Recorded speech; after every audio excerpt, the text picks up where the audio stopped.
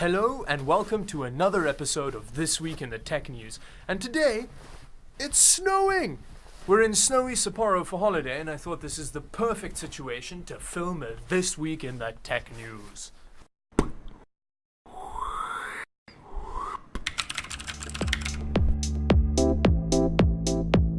Now there are two kind of important things about this video. The first one is that it's snowing, and second of all, it's just after Christmas, which is very exciting because Christmas is a great time of year, but unfortunately it means that, well, there's pretty much no tech news. There's very little happening and no one's reporting on it because everybody's getting drunk and angry at their family. But Apple is always pulling through with tech news, or at least with just legal news, because they're being sued again.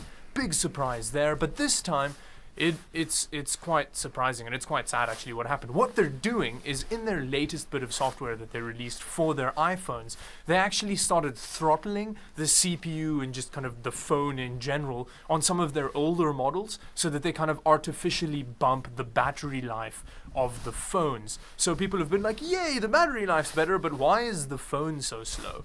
And, well, it's really pissed off a bunch of people because, well, everybody's suing Apple again. Let me know in the comments below what you think about this. I think a better implementation would have been if they actually gave you the option to throttle the phone, so that when you need longer battery life, you can throttle the phone, and when you want power, you can just put the throttling off. But this way, they've just kind of been lying about it to make their phones seem like they have longer battery life. In other news, LG has just announced a whole slew of new monitors using a new technology called Nano IPS. Now, I don't know what Nano IPS does, but apparently it's better and it makes more colors look greater on the monitor. And one of the main screens that they've been kind of touting with this technology in is a 32-inch 4K panel with kind of high color reproduction and so on. Now, this is really exciting, but it's a bit weird because they recently, like a couple months ago recently, released a 32-inch monitor called the UD99, which is pretty much that, just a bit worse than this one.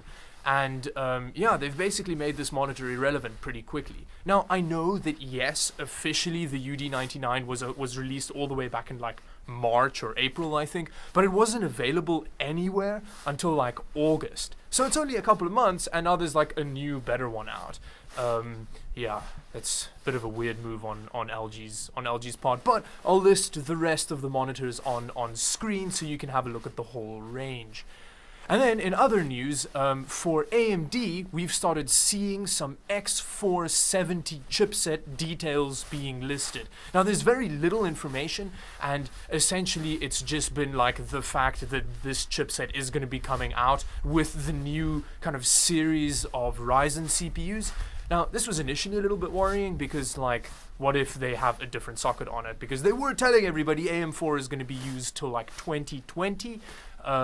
But yes, they have confirmed that that it is going to be using AM4, so it means that you can put an old CPU in one of the new motherboards, or what's probably most likely going to happen is somebody is going to just buy one of the new Ryzen CPUs and then replace their like 1500 or something like that with a new high clock rate, super powerful, better Ryzen. Now, these new Ryzen CPUs seem to be, according to some leaks, there's still going to be Zen 1, so they're not going to be Zen 2 yet. It's just going to be a new refresh of Zen 1 using like a smaller 12 nanometer manufacturing process for the CPU. And finally, one more piece of tech news. I'm getting very cold, and I'm sure my camera woman is too. 5G has been finalized. So we're at a point where they've actually kind of settled on the exact spec that they want to, and Qualcomm and all the engineers worldwide that have been dealing with this are all very excited because it's going to be super fast. You're going to be getting speeds of up to 5 gigabits per second, gigabytes per second. I'm not sure which one, but it's probably gigabit per second, which is super fast. I mean, that's a lot faster than almost any landline you can get.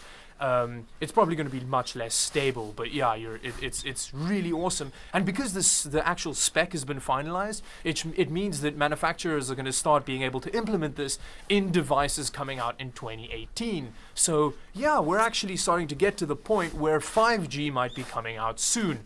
Anyway, thank you very much for watching this very cold episode of This Week in the Tech News. If you liked the video, do like and subscribe to the channel.